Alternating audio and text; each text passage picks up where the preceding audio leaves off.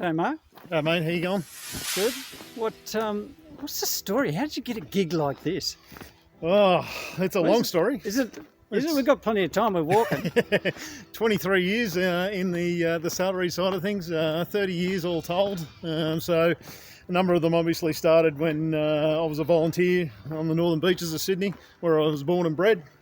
I grew up there, got into motor mechanicking out of school, went through that, and became a volunteer at the same time, and moved on from there into landscaping, and eventually into a paid gig.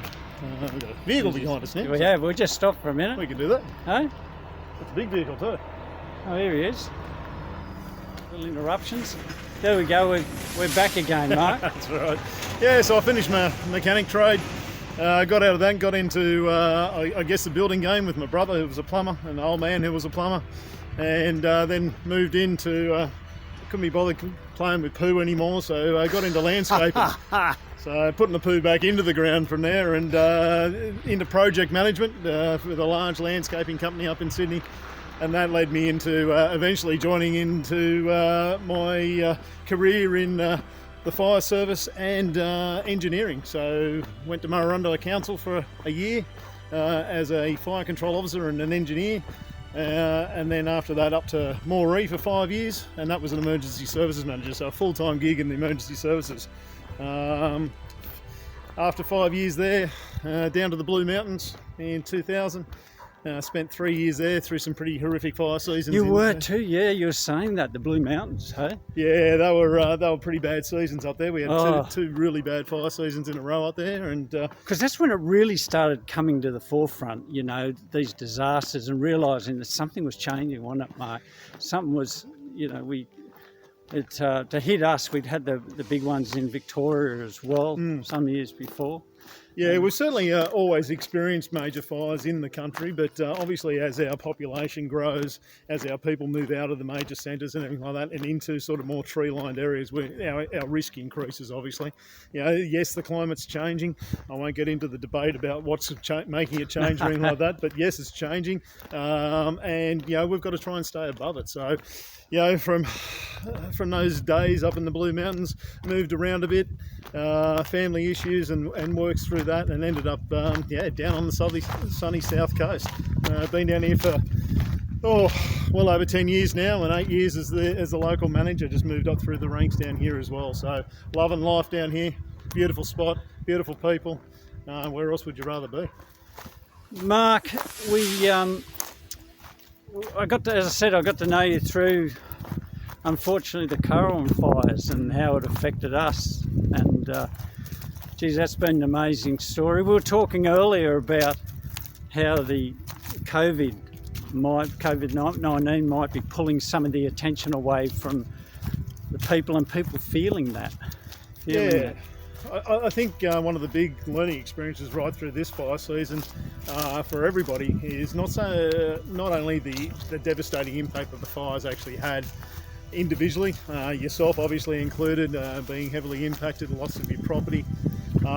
People lost property. 3 lives lost down here as well. So very, very tragic circumstances. But the biggest concern for myself, seeing that the impact is the impact not only those people that were physically impacted on and had the fire around them, but also everybody else around them. So even right from our firefighters, their mental capacity, being able to deal with such pretty horrific circumstances, and coming out the other side of it. And all of a sudden we've gone holeless bowlers straight out of fires. We went in through a short period of floods, and now the COVID-19 thing, we're jumping from one disaster to another. And I think some people are still wanting to get some closure on some other stuff first before having to move to the next one, but we're not getting that opportunity. So mental awareness and mental health is certainly a big topic for me, and something that I'm certainly watching out for the members of the community, but obviously our members in the Rural Fire Service as well. What I fear is the people that are still falling through the cracks with it, and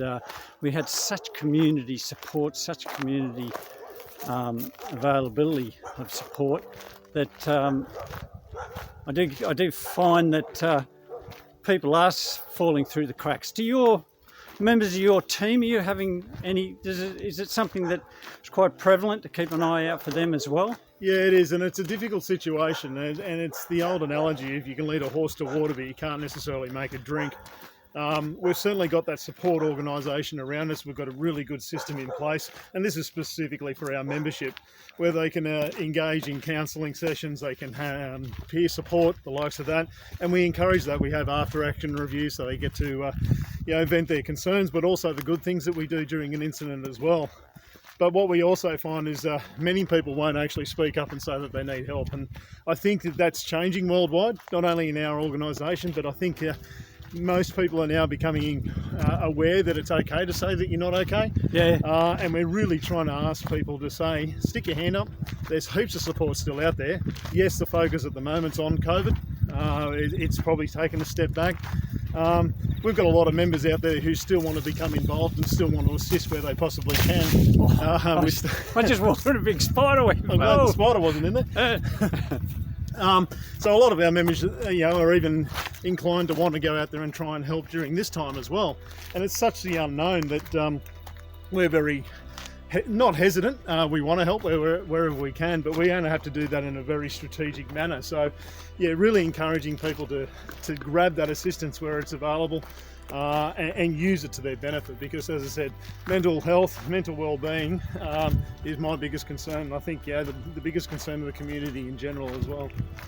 Yeah, I've quite often get asked, how do you get through it? And for me, it's just one step at a time, and it's the only way that I can handle it. And I can't believe how many people still don't want to face it, still don't know how to put their hand up, and I think it's our job to recognise those people at times and lead them to try and get that assistance for them and introduce them to people that will help them through this process, because it's a major process. And then we've got the whole thing with COVID now too.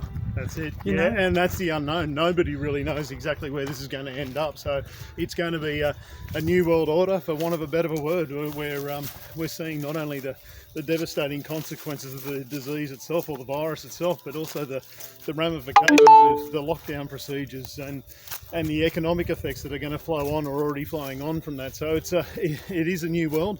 It's a learning experience for everybody. There will be people that will come out of it on the upper side of it that'll actually, I guess, grab the ball and run with it and actually make some their own lives. Yeah. But there'll be other people that'll be devastatingly affected and not able to cope and not able to move on. And they're the people that we really need to focus on and try to encourage them to accept that, to compartmentalise things. That's another big thing that I try and get people to do that do get overloaded, is to actually take on board everything that's happening to them, realise that it is an unnatural event that we've gone through, or that we're currently going through, and being able to put those into little boxes and say, righto, these are the ones that we can manage, and these are the things that we can deal with, and dealing with those one by one, or as we can potentially do so safely, and then move on to the next one. So.